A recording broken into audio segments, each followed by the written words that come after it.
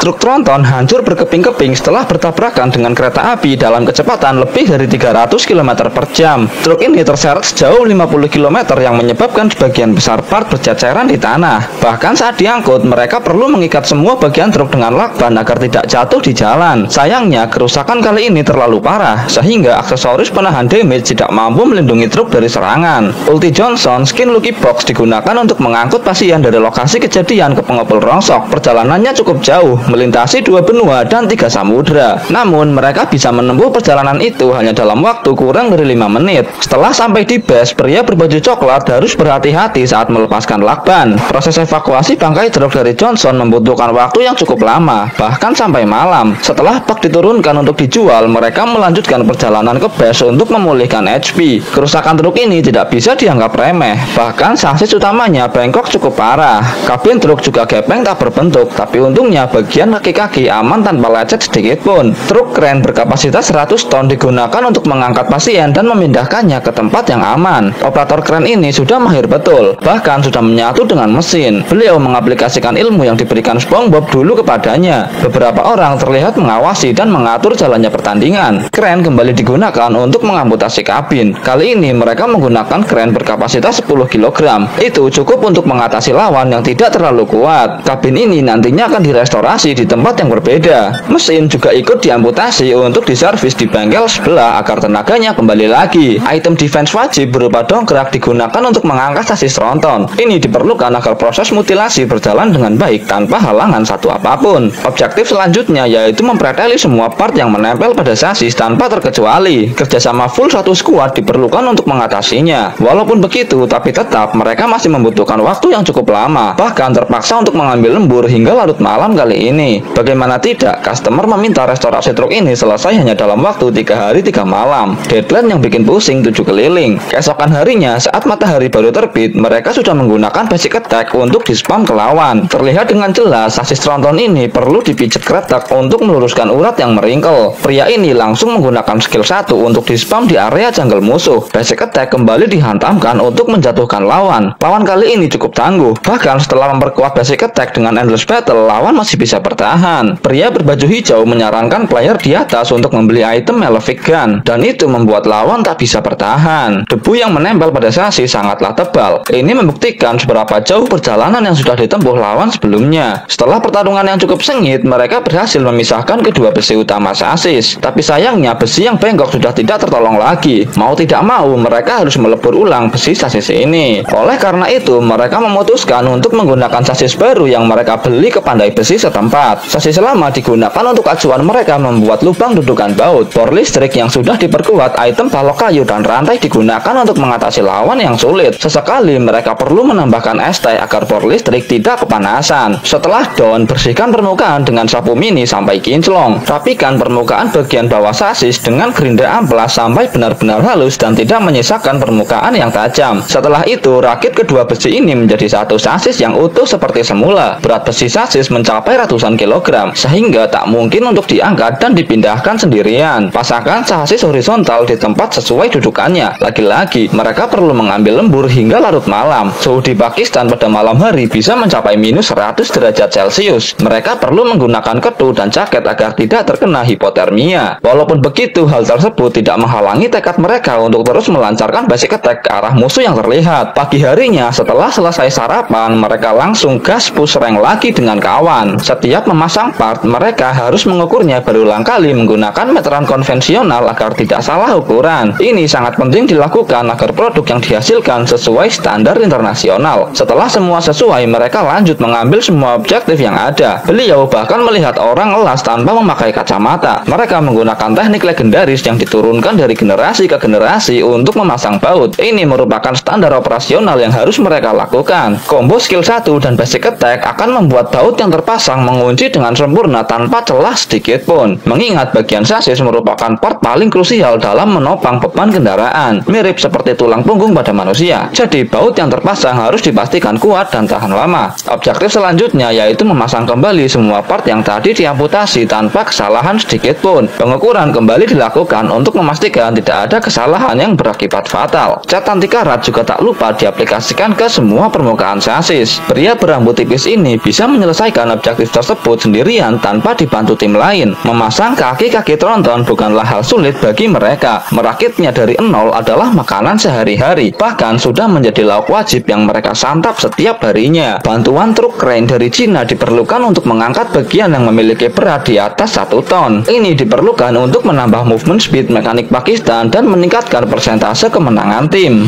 Mesin W18 dengan tenaga lebih dari 1000 horsepower dipasangkan pada truk ini. Mesin yang mampu membawa truk tronton bermuatan penuh melaju hingga kecepatan 300 km per jam. Keahlian mekanik Pakistan memang luar biasa. Mulai dari membuat dudukan mesin hingga merakit semua komponen tronton bisa mereka lakukan tanpa kesalahan sedikit pun. Tutor dari YouTube tak perlu mereka gunakan lagi. Ban tronton bekas yang masih layak pakai digunakan untuk menekan biaya produksi. Ban ini mereka dapatkan dari penjual kelontong yang dagang di seberang jalan dekat bengkel mereka. Remaja ini bahkan sudah mahir sekali saat memasang gardan tronton. Anak-anak di sana sudah diajari menaklukkan kerasnya dunia sejak dini. Mental mereka sudah ditempa sekuat baja. Jadi mental health bukanlah hal yang mereka prioritaskan. Kabin tronton bekas yang mereka beli dari pengepul rongsok yang masih layak pakai dipilih untuk memasuki pertandingan. Walaupun sudah diselimuti debu yang cukup tebal, tapi kabin ini masih bisa dipakai. Benar-benar restorasi yang mengagumkan.